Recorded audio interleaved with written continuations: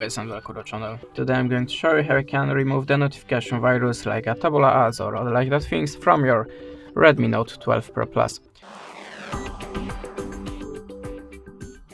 So at the start, if you see something like that when you're trying to visit any site or something like that on your notification bar, that means you have a notification software, and you can try to remove it by two ways: by the system settings and by the antivirus app. So I'm gonna show you the first one.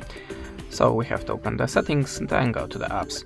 Choose Manage Apps and check all of the apps on this list, and if you see something strange, the app that you have not installed before by yourself, just unwanted app, tap on it, choose Install and click OK. After that, go back to the app list and look for your web browser. Now choose Storage and tap on the Clear Data. Choose Manage Space and choose Clear All Data. Tap OK, and now your web browser should be free from notification software. But if that way doesn't work for you, you can also try to download antivirus app. I'm always using Avast for that, but I'm not sure where is it. Okay, it's here. So tap on the Get Started, Next and Skip. Now we have to close the ads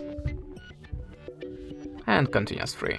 Choose the Start Scan and allow a permission. Go back to the Avast and choose the scan time. I'm always using the deep scan.